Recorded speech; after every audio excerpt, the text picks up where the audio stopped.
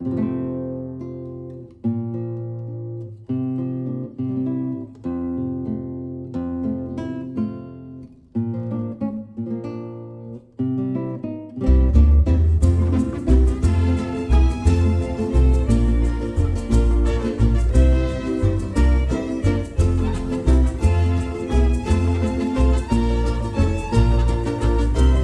good evening. This is Barb Bacon. I'm a community advocate here in South Charlotte. Generally, I drive people around and to doctor's appointments, and I'm getting ready to have my sign-up list for taking people to vote. Buttons, once again, are, I believe in healthcare for all. I've got some people that don't believe in Medicare for all. Gun violence, let's get some control of guns, and Black Lives Matter in honor of our friend Joel that passed away last year. So that's it, guys.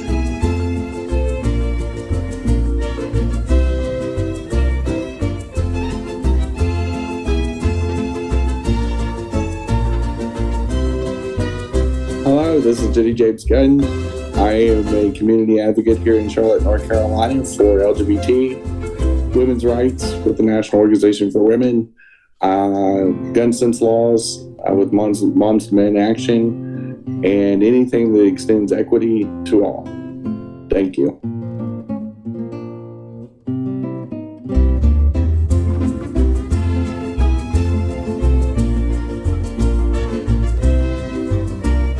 Hey, I'm Christian Cano. You're the co-host. My buttons are Moms to Men Action, gun sense legislation, healthcare for all, Medicare for all, and also in my heart, Black Lives Matter on behalf of Joe Oldham, who's a guest of ours who passed away last year.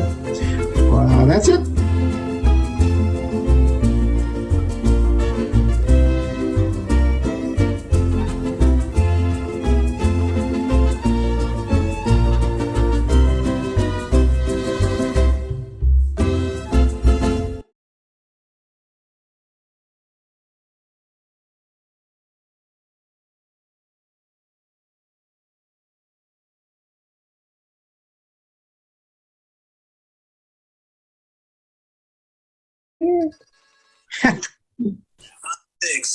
Hello, everybody. We got a little Cano mix going on. Sure do. We got the second Wednesday of December going on. We're pretty close to our Festivus episode, which is my favorite one next week. Festivus for the West. And we're going to do a twofer. We're going to do the Festivus episode. And while we're doing the episode, we are going to make tamales. And that's going to be it has been a show tradition. This should be a full-on dumpster fire. Except we'll have this on video for everybody in America to come watch. And to our thousands of viewers each week, it should be pretty funny. Last year, Christian and I made those the night before we went to a drag / concert type thing. And it was not pretty. It was quite funny. But anyway, this is Coffee Pan Dulce, and we are in our second week of the month. And how's everybody doing? Good. Doing great. Good. Good to see. We have a wonderful special guest. Janice Robinson's going to be joining us. And also Wendy Pateo, our neighbor of ours, will hopefully be dialing in tonight. As Jenny said, we tape this on Monday nights, and we drop on Wednesdays. As Jenny said, welcome everyone to Coffee Pan Dulce. I'm Christian Cano, one of your co-hosts, along with Jenny Gunn, Barb Bacon. You've already seen the intro. And we do want to thank everyone who watch us on Facebook Live, also on YouTube, but the thousands who listen to us on your favorite audio podcast platform. All right, let's jump right into Barb's 3 current events.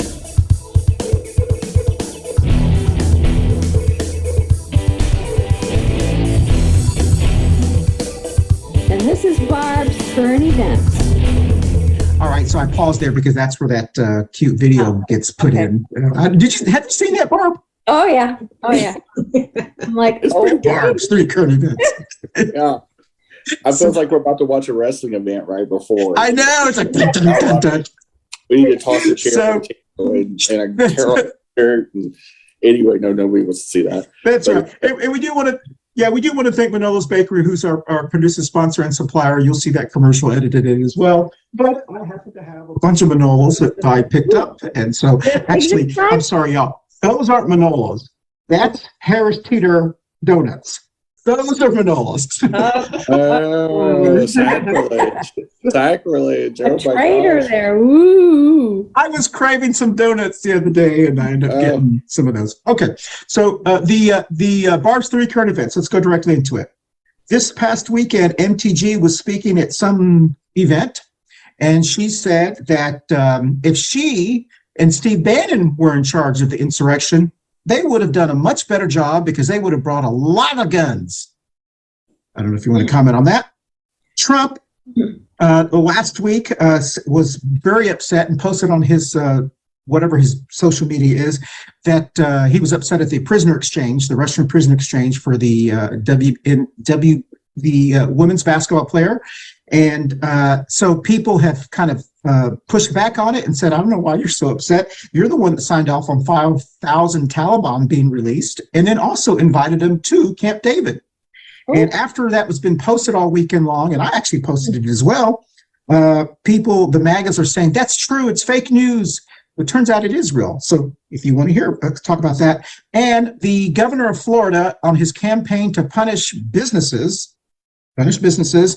has directed their Secretary of State or whatever he is to pull out billions of dollars in state investment in a company called BlackRock because they have openly stated that their goals are producing.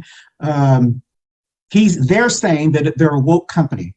But apparently what they're saying is that this is a QAnon conspiracy that started during the pandemic when investment companies got together. They had a summit, and they basically, in 2020, and they said they wanted to do the Great Reset, and they wanted to focus on things that bring highest returns. Some of them are environmental concerns, and QAnon ran with that and said that anyway, it's not real, but apparently the Florida governor's spreading that. So, all right, anybody, let's start with you, Jen, on those 3 topics, then we'll go around if anybody else wants to comment.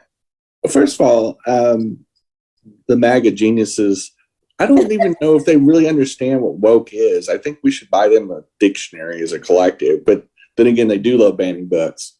As far as Trump worrying about how we rescued Brittany Griner and the fact that she was in jail, in a Russian jail, way too long, the process, is one of the things that is just brutal.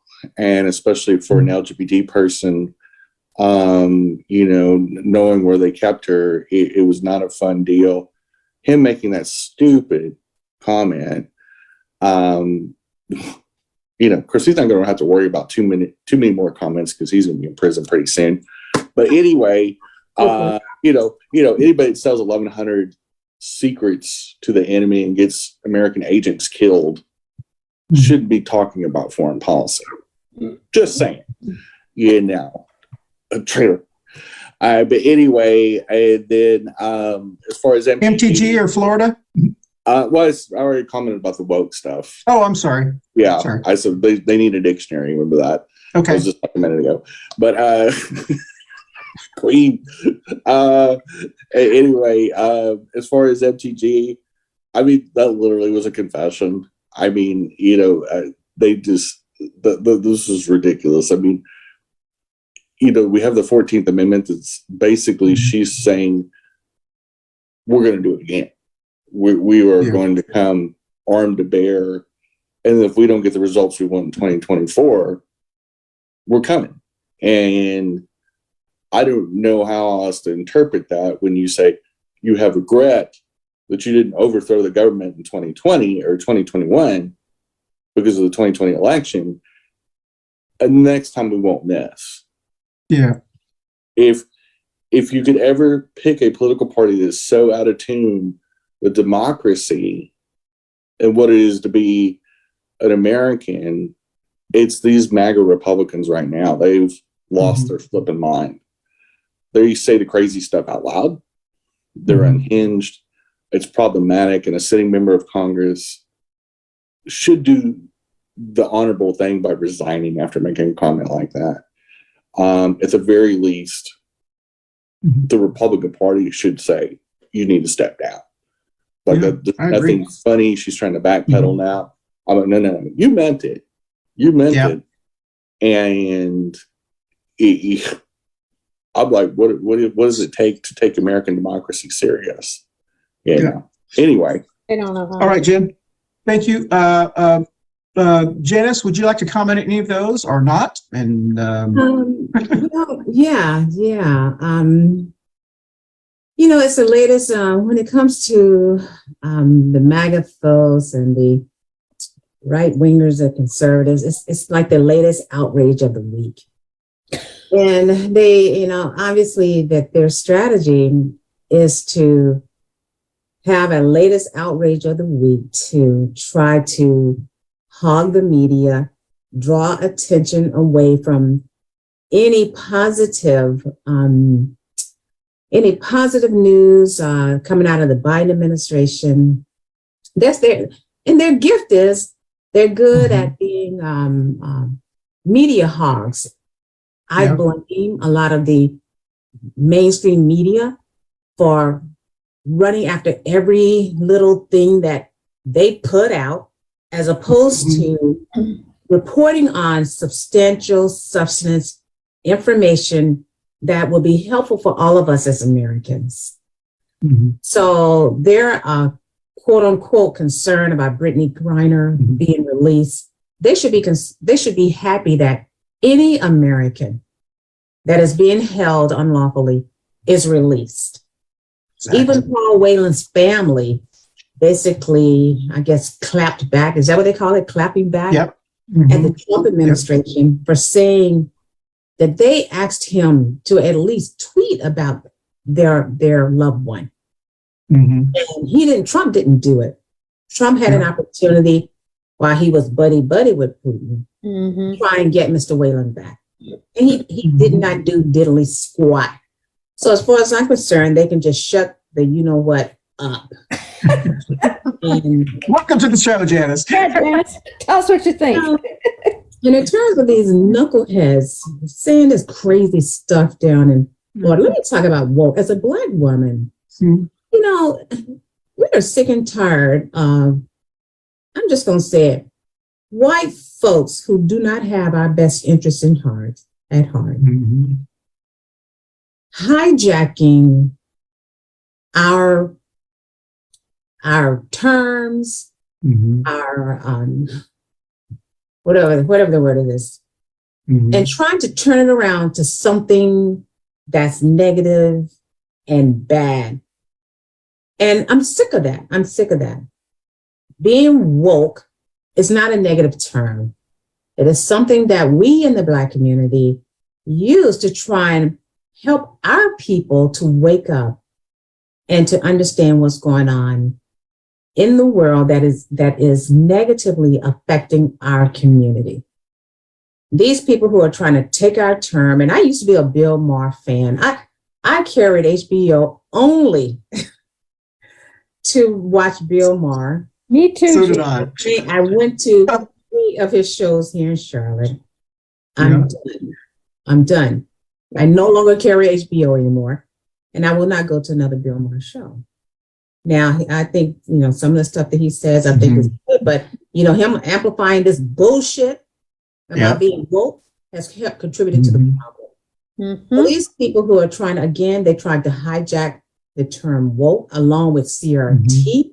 Nobody is teaching critical race theory to kindergartners, K through 12 students. So I always say to people in our community, our red, white, and blue community, and the people that in my networks, especially in the Black community, don't fall for the okie doke for these people. It's a right-wing conservative groups that are funneling this BS. We're going to talk about it a little bit that later. That are basically trying to scare people into voting for their crazy right-wing candidates. Excellent. Very good. Excellent. Barb? I don't really have too much to say about Florida. He can do whatever he wants. I think he's just trying to get media time as well. I'm glad Brittany's home. I don't care what they had to do. They said it was take it or leave it. And how could you walk away and leave her there? I was scared to death when they put her in that penal colony. I didn't know what was going to happen to her. So, and MTG, she'll get hers. She just, I don't think she realizes what she says when she's saying it. And then she seems gleeful that things happen. And I agree with Janice. I just wish they shut up. But if she thinks it's going to happen again, watch what's happening to the Cowboys. The Oath Keepers are next. They're not, the Department of Justice is not fooling around on this. They don't want it to happen again. And I don't know. I don't know. They're obviously not thinking, but I don't give her credit for having any brains. So maybe that's the problem, but disgusting. That's all. Excellent. I completely agree with all of y'all. And on that, we'll take our first break and we'll come back to talk about our topic. Our today's topic is Unmasking Moms for Liberty. And we'll be right back on Coffee and Pan Dulce. Hey, y'all, the holidays are coming up, and what better way to celebrate locally but with Manolo's Bakery's fine goods and services. They have amazing chocolate cakes is what they're known for. Tres Leches cakes, tamales. Get your tamales orders in early, especially if you're going to order for Thanksgiving, because they sell out fast. But they have an amazing bakery and restaurant there on the east side of Charlotte, and you're missing out. Plus, you should support your Black and brown businesses and shop local and shop small to really keep the economy going. Thanks for watching, and shop with Manolo's this year. All right, well, welcome back. And I completely agree with all of you. And I'm interesting you say that, Janice. I used to be a huge Bill Maher fan. I went to a show of his when I was in California, like in the mid-90s. We went to see him in Greensboro when he came here. And when he started doing all this, I didn't leave the Democratic Party left me, all that kind of baloney. I was like, how arrogant, like you are the, and so then he started doing all that I don't watch him at all. And I'm dying to like watch an episode. I'm like, nah, you know what? It's not worth it anymore. I don't watch him. I don't want to give him any clicks on even on YouTube. So interesting. Yeah. And so let's go ahead and go directly into our topic, Unmasking Moms for Liberty. One of the reasons, many reasons we wanted to talk about this was early in the year, we actually had a group who were supposed to be joining us tonight. And unfortunately, they notified us today that they were not going to be joining us because they had 2 rallies they're holding in Sarasota. The Support Our Schools group. They are a group of parents in Sarasota, Florida, where the Moms for Liberty group started. And they have been dealing with them since the Moms for Liberty group started. And they were on our show talking about, warning us about the Moms for Liberty group. This is, remember, Jen, they were on, they had us then. And then they came on 2 shows later to talk about how it was impacting the children of color. And we had another gentleman, an activist, African-American gentleman who was on and talking about what they were going through. And so we kind of wanted to have them on after this election here in Charlotte, because we had a couple candidates who were very big supporters of Moms for Liberty. They were Republicans. My new school board member is a Republican, registered Republican, but she says she's not a Moms for Liberty person. So we're all, okay, we'll see, because I think she knew if she said she was, she would have lost. She would have got blown out. Or not blown, she would have lost. So I find it interesting, and I watched I attended a CMS school board where the Moms for Liberty lady, the local chapter and the state chapter person, was on, and she has befriended many people in our community here, communities of color, some LatinX people, many people of color, and they actually support her. And it was very confusing to me because these are I was like, did y'all not do your homework? Do you know who these people are? And I heard her say during an interview that she did with the local newspaper or someone that she laughs when people call their group racist because they can't be, because she's Jewish. And I was like, well, no, you could be racist. We got Latinos that are racist. I know some black racists. Well, I mean, I just thought it was just, and then she said, we're not supported by the Republicans or so forth. They get their money by, so it's kind of, I wanted to talk to them. We did invite the local chapter of the NAACP because it seems like they have, what I have seen, they have kind of aligned with some of the things that they're doing. I don't know if that's true. I've tried to reach out to them. Jenny and I have had conversations on social media with their education chair, who's been on our show many times. And we were very confused about where they stood on like LGBTQ issues. And so we would just kind of wanted to talk about who are these people? Because here in Charlotte, it seems like we know them as there. No, they're here too. And so I'm going to let Jenny start to talk about this, and then we'll kind of go around and then we'll read to you. I'll read to you a Washington Post op-ed that was done, and the title was Unmasking Moms for Liberty. And they talked about how they started. It was a lady who got beat on the school board. She got mad, so she formed with another school board member. They started attacking and harassing the lady who beat her on the school board.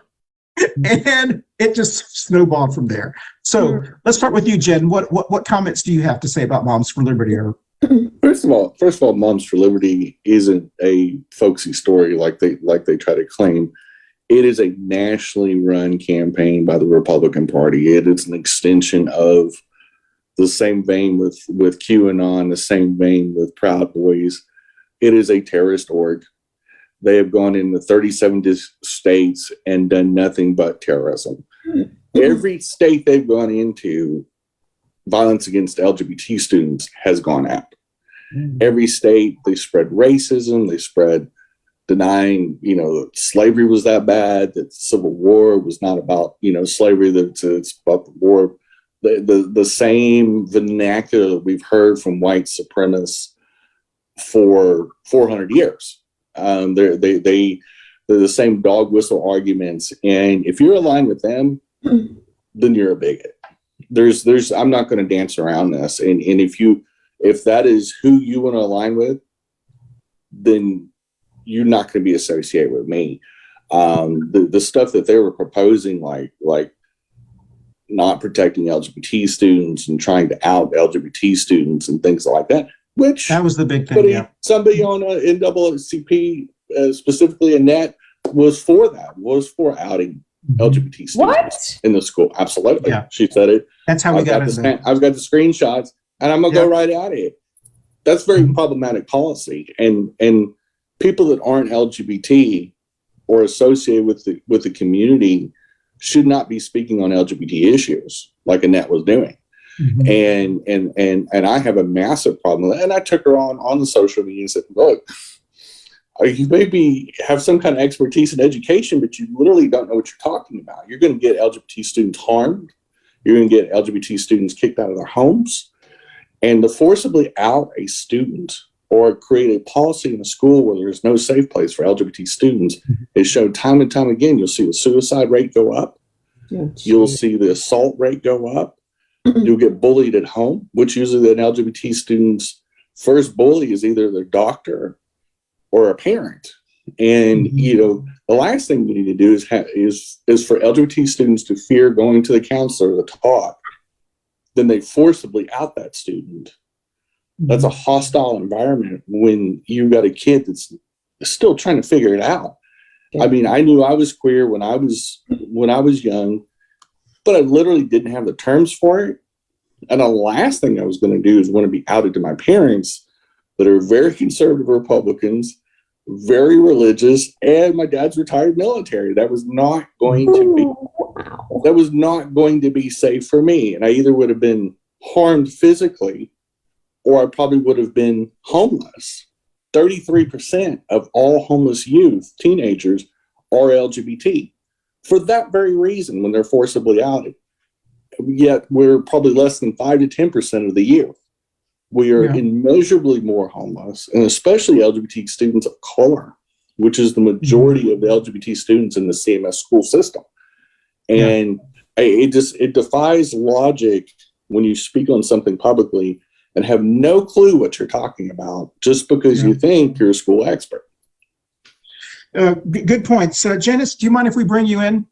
share with us what you feel about Moms for Liberty? I don't know this, so don't be shy. So, Red, White, and Blue. You all may or may not know that we are an organization, a nonpartisan 501c3c4 organization that that mobilizes the diversity of suburban women across the country.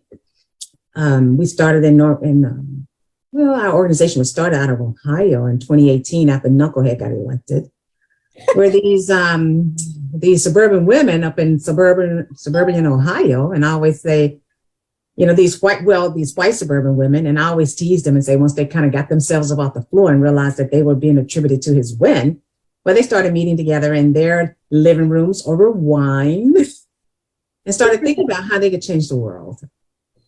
And so as they started reaching out to their friends and their friends, their friends, and their friends, their friends, they were instrumental in helping Biden win back Pennsylvania, Michigan, and Wisconsin.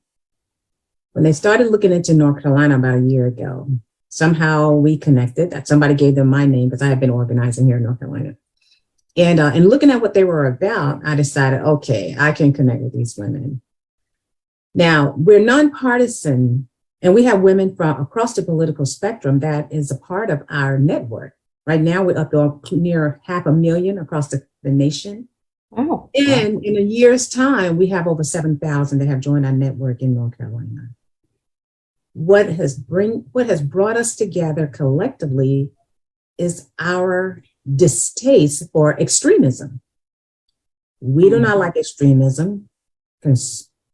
Progressive women do not like extremism. Democratic women do not like extremism. Conservative women do not like extremism. Republican women do not like extremism. Unaffiliated women. All these women in our network, and our network is made up of all of them.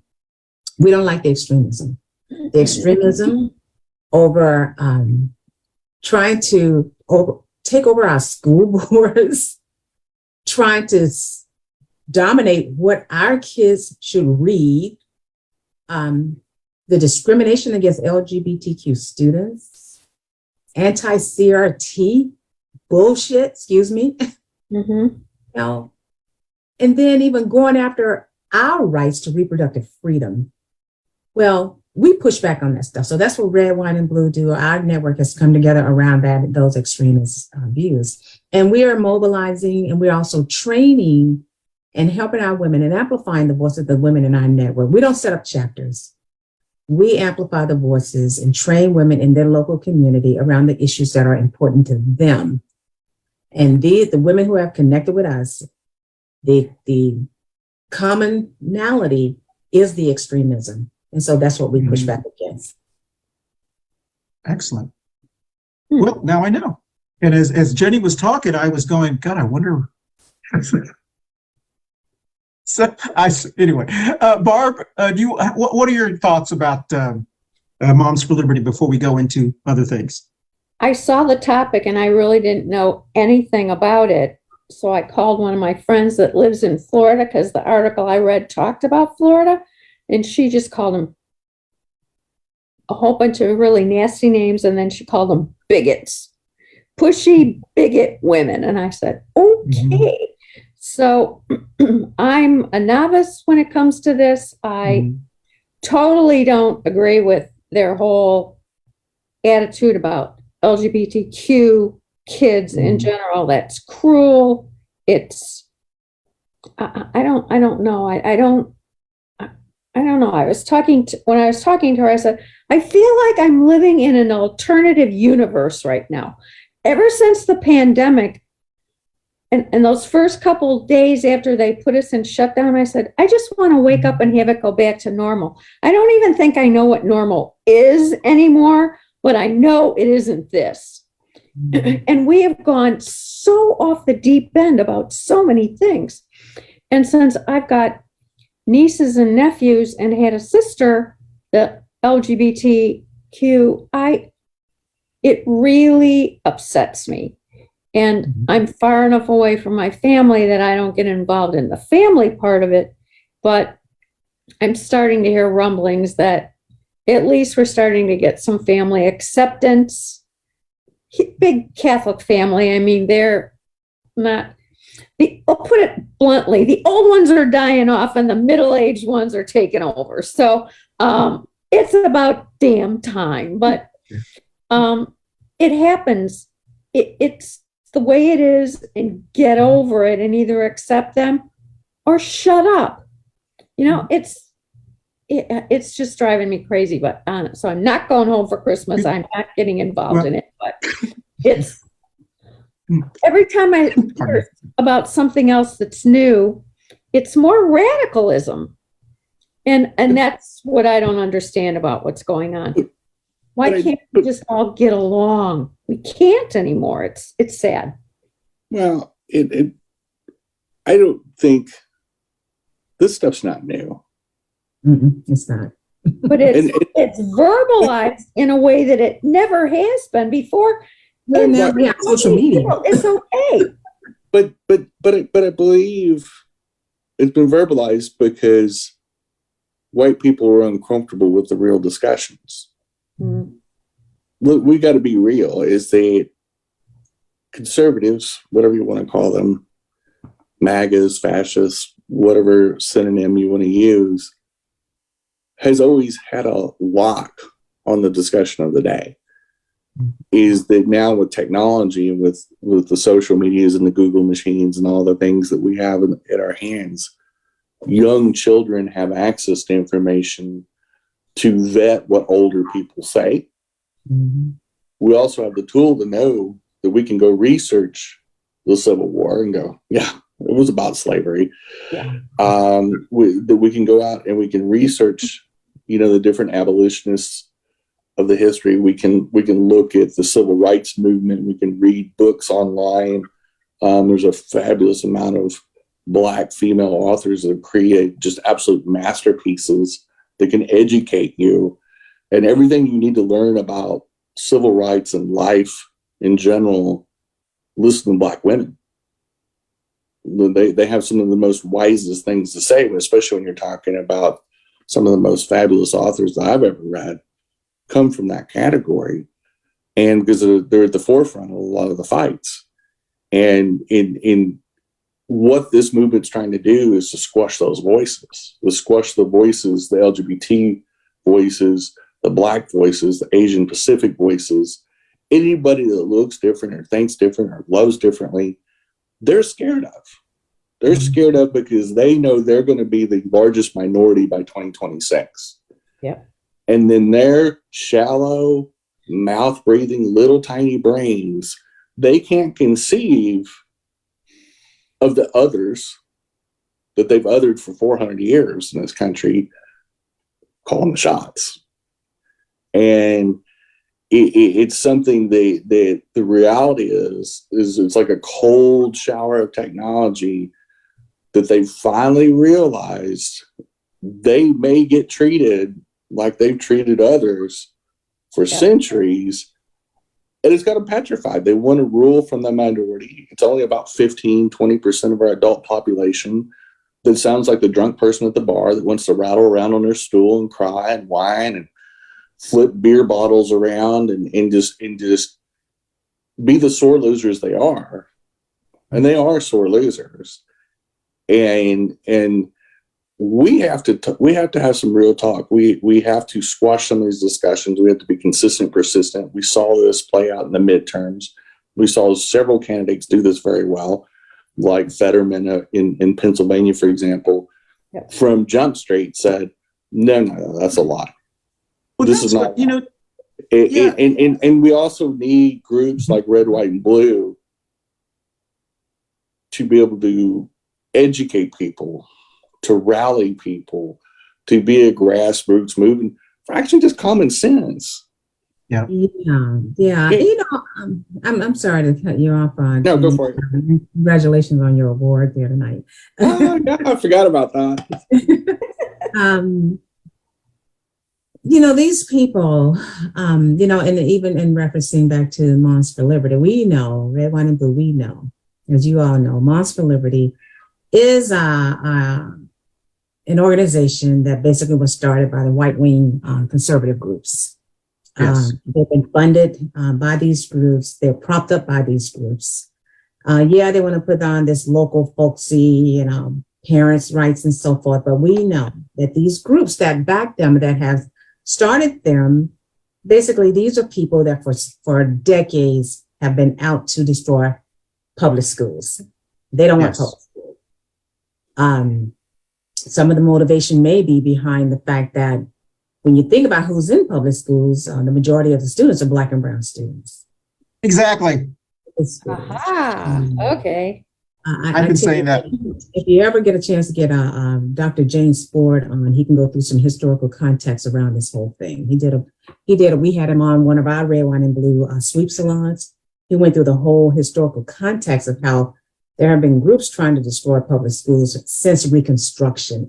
It's no different. That thread continues. And one of the things that they're doing and bringing up all this outrage and trying to scare, and I always say unapologetically, they're trying to scare white suburban women into voting for their extreme candidates. Red, White, and Blue, we are bringing together. We want to, our founder, Katie Paris, saw that there was a vacuum where suburban women did not have a place where they could voice their concern and their issues. And so she started Red Wine, like you're drinking a glass of wine, and Blue. And the thing that, in our network of nearly 500,000 across the nation, one of the things that I see is that because we are a diverse organization, I think we're well positioned to have those conversations across racial lines, or the women in our organization, across our racial lines, to talk about, to have these intimate conversations with each other, white women to white women, Black women to white women to Black women, where white women can talk to each other, especially across these diversity, because we are non-political, about, okay, why are some of these suburban women, why are they choosing to vote against their own interests? And helping to educate them and understand what's going on. And I call these intimate conversations, because this is not going to be where you stand up in a group and just kind of challenge each other. No, this is one-to-one. I like to have these coffee conversations. People who know me know, if you want to talk to me, you want to know where I stand about something, I always say, hey, let's meet for coffee. So these coffee chats across the table from each other, having these intimate coffee chats and talking about these issues. Some of our women have shared stories where they've been having these conversations with the women in their networks, with their moms, with their friends, and helping them to understand what is it about reproductive rights that is so important to women. And so conversations with white women to Black women, white women in our network, they may want to know, wow, why is the Black community, why did the Black community not come out and vote in higher numbers? We need to be able to have those conversations with each other. Black women, we want to know from our white female counterparts, why are more of you voting for these right-wing candidates? Yeah.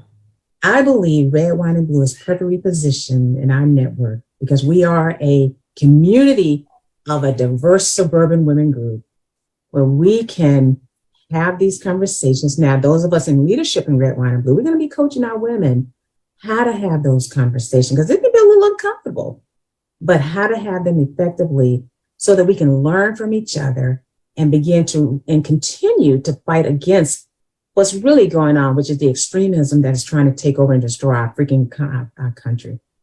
And that's what we are about.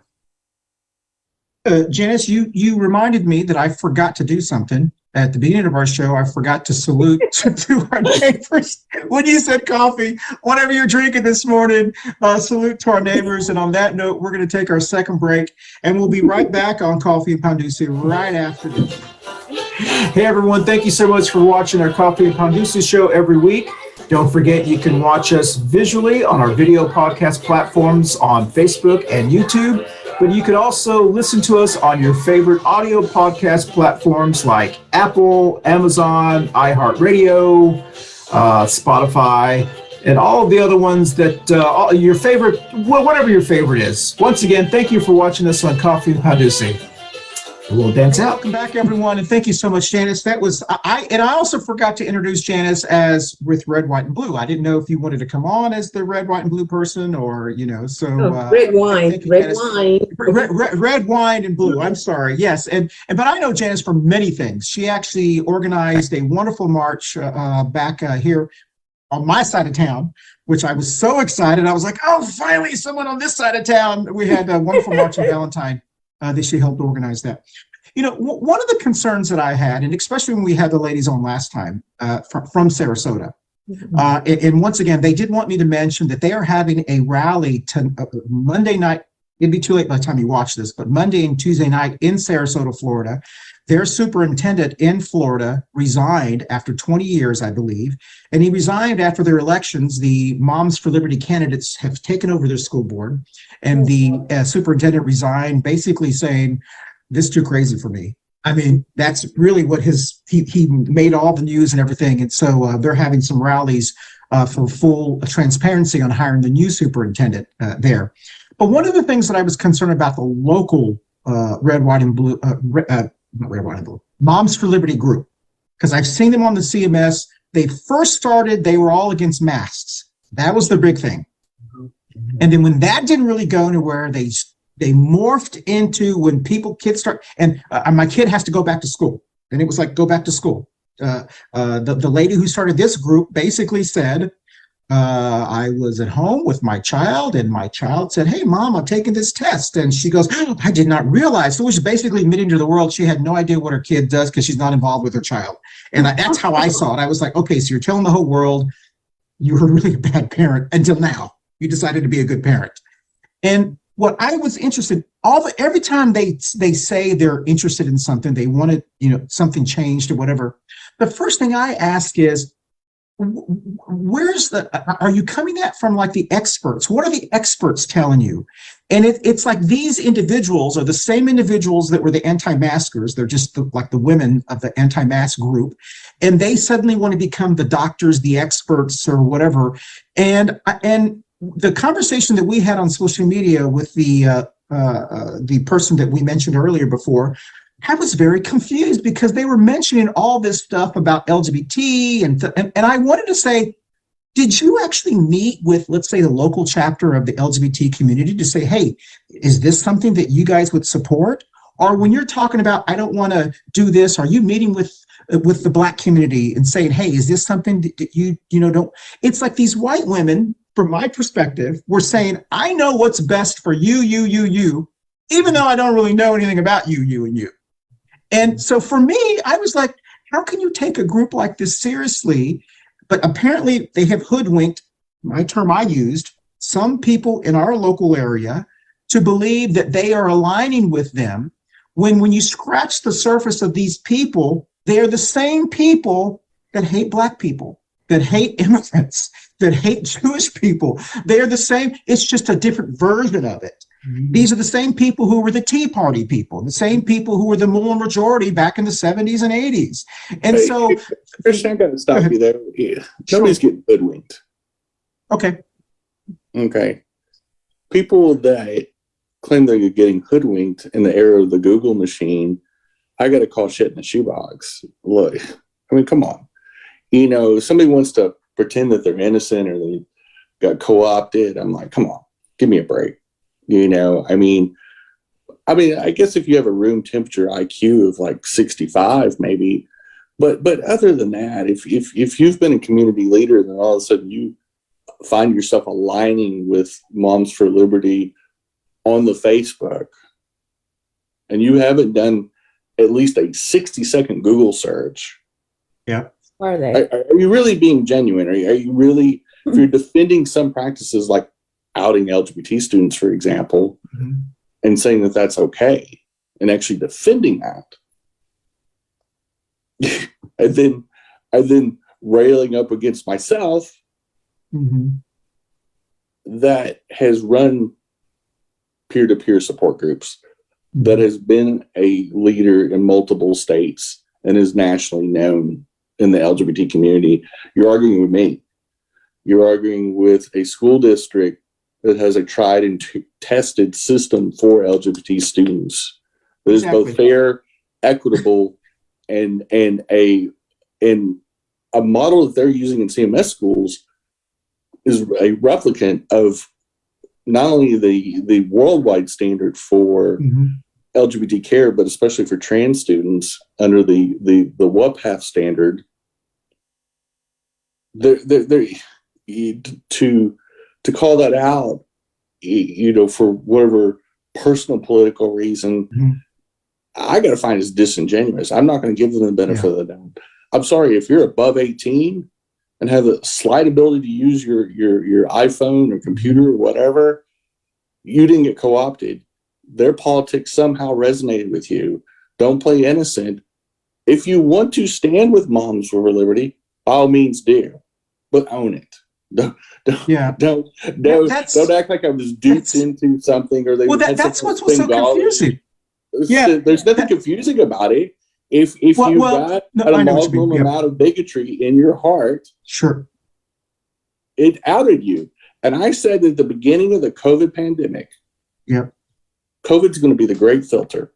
It exposed the institutional racism in this country, George Floyd, incident, and all the fallout.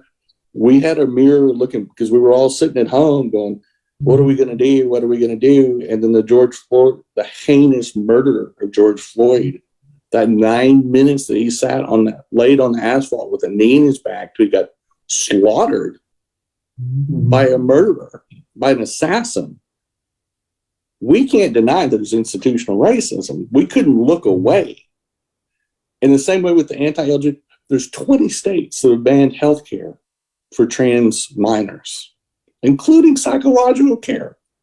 So if you want to make the case that trans kids are psychologically off or mentally ill, fine. Let them get access to a psychologist then. Let them sort it out the right way. Well, this is the problem with the Mom for Liberty groups. Yeah. That ever since Trump ran for office and took office, violence against the LGBT community has been double digits across the nation. But we don't want to talk about that. We don't want to talk about the racist violence against Black and Brown and Asian communities, because the Proud Boys and Moms for Liberty and people that want to deny history, they want to say 6-year-olds are studying CRT. We've got to talk common sense and say, this kind of crap can't be enabled. This kind of crap, it needs to be put back in the box wherever it came from and thrown in the deepest part of the Pacific Ocean, because we're all fucking adults. Let's talk like fucking adults and quit dodging the issues or try to pacify people. No innocent people in this war. There are people that are going to tell the truth and use scientific approaches to things and common sense. And then there's the right-winger fuckheads that are shooting up safe spaces in Colorado Springs, blowing up power plants in Moore fucking County, killing unarmed Black men because they swerved or has a taillight out so they get the fucking death penalty. Let's not call this an accident. This is terrorism. Well, I completely agree with you, Jenny. I think when I and I understand what you're saying. The reason I was I had, it's the only term I know right at this moment, confused. When I first moved to Charlotte, North Carolina, almost 10 years ago, I joined the NAACP because there is no LatinX group. Until we get our LULAC chapter officially started, that was the only group that was speaking on behalf of immigrants at the time. I had been a member for many years. I had been supportive. Even there's been, and I have sat back and watched. I've educated myself. I've watched politics of Black Charlotte and all the stuff that's been going on. And I've watched and I've supported as many groups as I can. The one thing I remember is the NAACP Charlotte chapter has been trying for as long as I have been a member to get things done in CMS. They have that has been one of their biggest focal points, that Every meeting I went to, they've always been talking about that. The CMS school board, the impression, my observation was the NAACP Charlotte was, the impression I got was CMS has never really given them, taken them, like, taking their advice or whatever the case. So there's been this like friction. And the friction has been with certain CMS school board members. And it seemed like with this conversation that Janice, Jenny and I had with this individual, that conflict, personal vendetta against this one person on that school board overrode what I had been seeing with, because what I have seen is when they started to, the impression I got was this person was aligning with the Moms for Liberty group.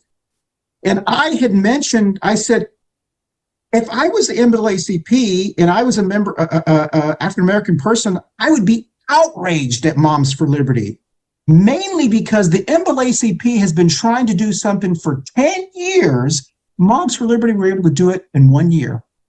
They have the ear of a lot of those people on the school board. And I would be like, this is the perfect example of white privilege. The parents of color have been trying to do things forever. And these two angry white women, one Jewish, has made the news and is everything. If I was the NAACP, I'd be pissed. I'd be, hey, listen, we've been trying to do this forever, and you have been able, but they have like suddenly, oh, well, you know. And so for me, when I was looking at it, I was like, I don't understand why you're aligning with them. I'd be outraged. Well, And we need so to be Guys, Christian. can I ask a question, Yeah. please? Sure, go ahead. Where does our school board stand right now? Are the new people that are in, who are they? What are they? Are they helping?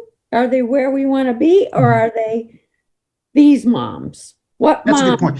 just got elected? Yeah, Jen probably needs to clarify something I said, so as usual. I want to make one thing real clear.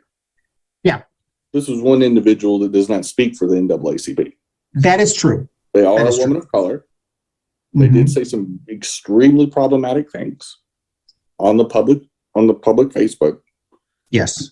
but by no means am I saying the NAACP has changed their stance on the LGBT. That's true. That's or all that. I want to true. clarify That's true. that because Yes. you got on your soapbox there, and it makes me almost sound. I know I'm very close friends with Reverend Mac. Christian, I know. I'm a member of the NAACP. Yes. By no means, I know NAACP's Yeah. stance Yeah. on the LGBT community. Yeah.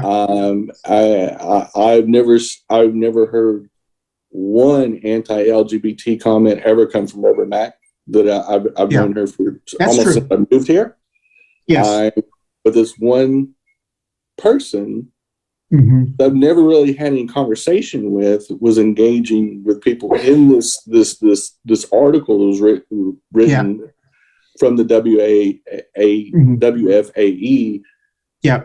And their personal statement they put at the lead in was so problematic and Mhm. so ignorant on the subject. It was actually shocking seeing who it was. And then when I confronted them, instead of them saying, well, maybe what I wrote was a little problematic, they doubled down and got worse. And then it came after me personally. And then it's Well, and that, so and I guess that's what I was. But Yeah. I do want to make sure that Janice is able to address the state of the school board now, Sure. because I know she probably has a lot to say about that. And I don't want reason we brought her on is because of her expertise. But, so No, real quickly, I completely agree with Jenny, and I'm so sorry if I insinuated that this is one person, but I do have to be fair and say the NAACP or this person has not said this person does not speak on our behalf. So that's all I have to say. Okay. Yeah. Okay. Go ahead, Janice. Or Janice, do you want to? Where's our school board now, Janice? Yeah. So right now there are, let's see, I would say the common sense candidates, well, the Democratic candidates maintained control. of the school board. There was one candidate who was supported by the Moms for Liberty group. I think her name was Lisa Klein, I think. She's mine. She's my representative. She's my neighbor. She won her race. Yes. Sean Strain, who was who was endorsed by Moms for Liberty, lost his seat. He was endorsed by them? Oh, geez. Yes. Oh, Yes. God. They also endorsed Stephanie Sneed, and I can say, I know Stephanie Sneed. Stephanie Sneed is not a part of Moms for Liberty. Okay. One of the things I've been saying to people, and especially to people that I'm connected with in my community, in the Black community, is that we just have to be so much more politically sophisticated. When you have, and part of what I do political campaign consulting. So I'm living and breathing this stuff from the grassroots end and on the political candidacy end. And so we have to learn how to play three-dimensional chess. These people and these conservative groups, the Steve Banners of the world, the Koch brothers, the Heritage Foundation, the Turning Point USA, Parents Defending Education, the Manhattan Group, all these folks have been around for a long time. And so they play three-dimensional chess. Yeah, they have set up these Moms for Liberty groups to be kind of another part of their Tea Party kind of fiasco. Yep. And a lot of times what they do, they go after people who are not politically savvy and people who are, they're not sitting around thinking about politics 24 hours a day like some of us have the luxury of doing. They're not watching CNN, MSNBC, or Fox 24 hours a day. They're working 2 and 3 jobs just to keep food on the table and a shelter over their heads. Yeah. And so they are somewhat low information voters. So what these politically savvy people do, and we have to get better at just really getting the information out, is these people spew misinformation out into the Yes, and especially into the Black and brown communities, saying all kind of stuff. So the thing that I kept saying as I watched and looked at what was going on with with CMS school board races, because I was in horror about what was coming.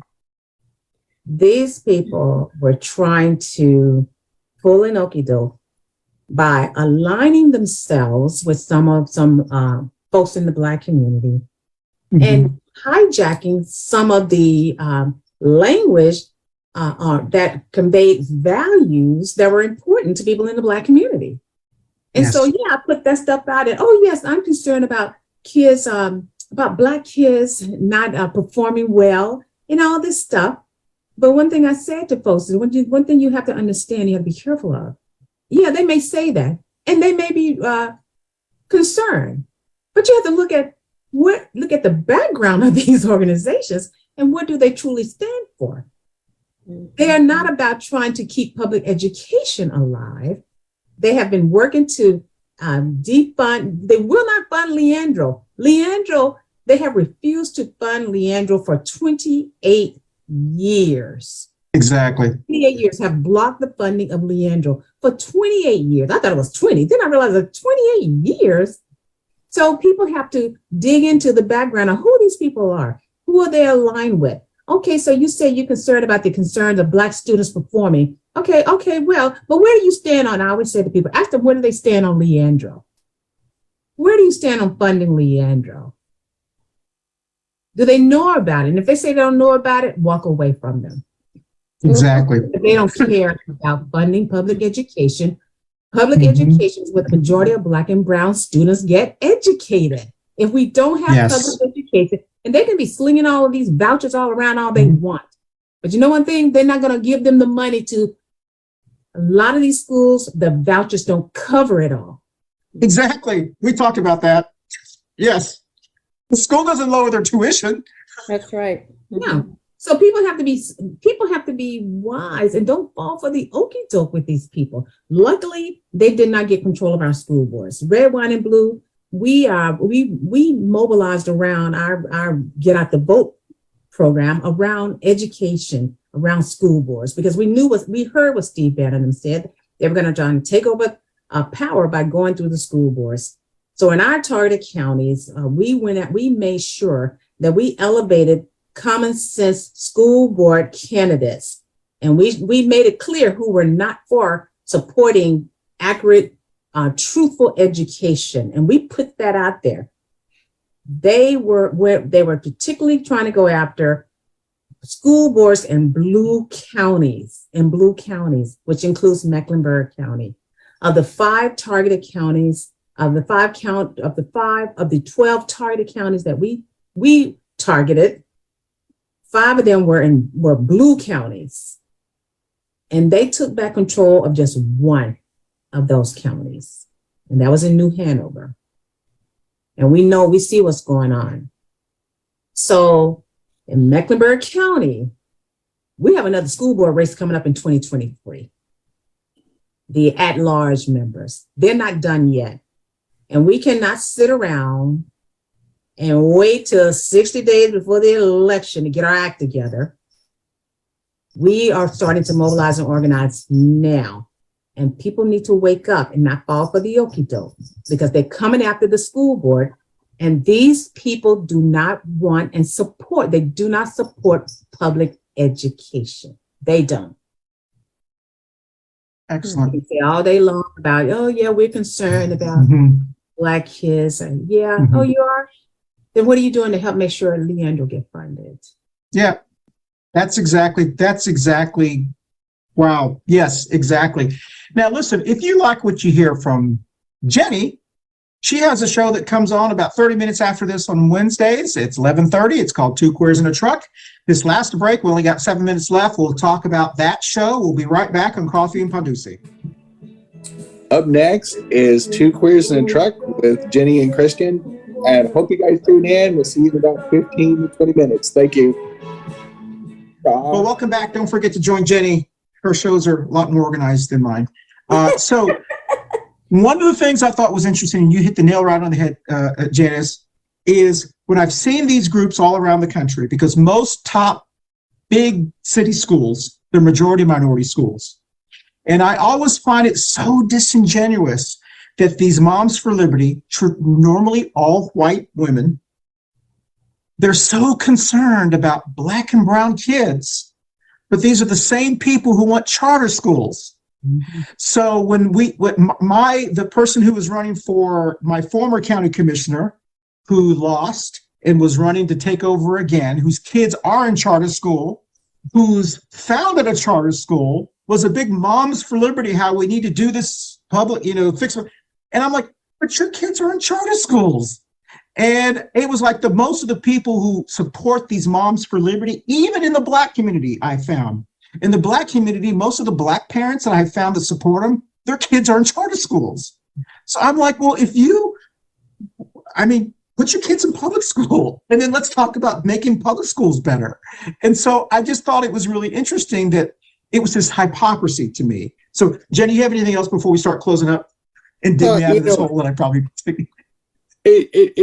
We've seen this all over the country, but Christian and I both grew up and were raised in Texas, and I'm a product of Texas public schools. And ever since the Republican takeover in 1994 of Texas, they've hijacked the schools and defunded it methodically. In fact, funding for a very high wealth state, they're 43rd in the nation in per capita funding per student. An average of $7,700 per student. The national average is $11,000 per student. And I really don't know. I'm not sure. My kids never went to school here. I've only lived here 4 years. I would be curious to know what the per capita funding is. It'd probably be a really easy Google search. But I know that a lot of this stuff comes from the Texas model. The compassionate conservatism that George W. Bush started as the governor there in 95 pushed school vouchers, making schools compete against each other, which was the biggest crock of crap. Students sitting in one classroom is not going to sit there and go, I'm going to go beat that other school at reading, writing, and arithmetic. It's the most ignorant lack of, it's like a disassociative, mental leap that is just crazy. Schools don't compete against other schools. Students are just trying to survive, and especially in areas that have a less economic advantage than others.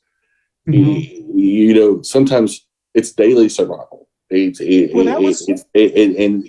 so in an era where we have Republicans wanting to put parents in jail for not being able to pay for school lunches or have school debt, have we just not gone off the rails? Have we not just put common sense in a box and said, we'll put this over here, we'll sell this idea that segregated schools is cool again, but we'll call it school vouchers this time. Well, one of the things that the ladies told us, the parents, on the show that they were in early this year, Support Our Schools, that's the name of the show, Support Our Schools. Remember one of the parents told us, she said, don't be fooled. Their real purpose is to break up public schools and to privatize it. She said they want to make public schools so dysfunctional that your taxpayer or your low education person thinks, these schools are crazy. And it seems like this one individual that we've been talking about, that's all I hear out of this person is CMS schools are terrible. CMS schools are bad. They need to be tamed. It's like, well, you're not helping the case. Why don't you tell me something good about this school? Let's work on some good things but if all the message, and I'm thinking of all these Latina parents here in Charlotte, if all they hear is how terrible CMS schools are, which I'm not saying they're great, but it's all they hear is the bad, bad, bad, bad, bad. It's easy to be hoodwinked to say, yeah, you're right. I think I need to send my kid to this charter school. We need to break these things up, because that's all you hear. You don't hear the parents whose kids are going to Myers Park saying they want to break CMS up. They love CMS. Right. And I have to, for some of these parents whose kids are, because, and I get it. Parents have to think about, wow, I need the best for my kid right now. And so they may not be they may not be able to wait for another 20 years to fight back and have schools funded at the level that they should be funded at, based on, current interest, current rates and everything. So 28 years, these kids are grown who were, when this lawsuit started. So I get it when parents are desperate because they need to have their kids educated. So I understand their passion. CMS got to do better. One thing I will encourage everyone to do in this political push and tug about CMS is to really think about where systemically is the problem occurring. Why has it gotten this way? Where, what they say, follow the money. Yep. Why is this the way it is? Who are the culprits that are basically trying now to, have been defunding public schools, starving public schools, now trying to destroy from the inside out by driving out teachers, driving out administrators. Yep. They're trying to destroy it. So my heart goes out to these parents whose kids are in the middle of this stuff. My heart goes out to them.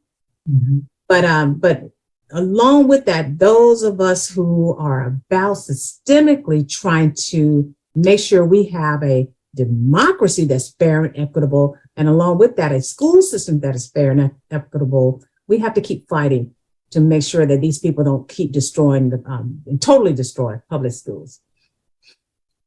Good point. Excellent. And we have run out of time. Perfect timing. So thank you, Janice, for joining us. Come back anytime. You brought a little bit of class to our show today, but besides you, Barbara, of course. Thank you for inviting me always. And I'm sorry that Wendy was not able to join us. I'm sure I'm going to be getting an email here saying, "Oh, Christian, I'm so sorry." Because she texted me like an hour before the show. All right, so we're going to go around the Brady Bunch screen, tell us who we're going to be in 30 seconds or less. And I did find that North Carolina schools are 46th out of 50. So, Yeah, we're in the lower Wow. 10%. yes, Our lower county, 10%. our county is really low. We're a big county. How come we're underfunded?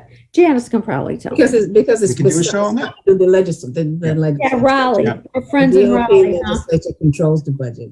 That's right. So, Jenny, Barb, and then Janice, tell us who we're going to be in the next week in 30 seconds less, please. Got no major plans? Oh, go ahead, Janice. Oh, I'm sorry. It's like, well, hey, tomorrow I'm looking forward to being down in Union County and speaking to the Union County Democratic Party senior Dems. So they've invited me down for their luncheon, and I'm their guest speaker for tomorrow. Well, good. We're going to talk about what's next. You're a busy woman, Janice. And I'll be at the CMS school board meeting tomorrow night. Everybody show up. I mean, this is running away. Yeah, that will be Tuesday night. Tuesday the 13th. So thank you for everyone for showing up last night to the school board. That's right. Okay. Jenny. Tuesday the 13th as well. That's right. That's right. Okay, Jenny, where are you going to be? Well, you'll see me in about 30 minutes on Two Queers and a Track. And I would have already gone to the LGBT Chamber holiday function last night by the time that you see the show air, if you're watching it when it first runs. And next week is my favorite show of the year that we've been doing the whole time I've been on it, which is the Festivus show, because I do have a lot of things I need to talk to you people about, mainly Christian. And so I have some grievances. I have some grievances. It was going to be an airing of grievances. And I may hit him with the Festivus poll. I'm not 100% sure, but I'm not going to bring it. It looks a lot like a Louisville Slugger in my group. Right? Anyway, but we will be making tamales next week on the show and talking about our Festivus grievances. And there's no telling what's going to happen. It could blow up in our faces. And probably it's going to be chaos. Yeah, I feel sorry for Barbara. Yeah. Barb, where are you going to be? I just realized I better feel sorry for myself. I never feel sorry for myself.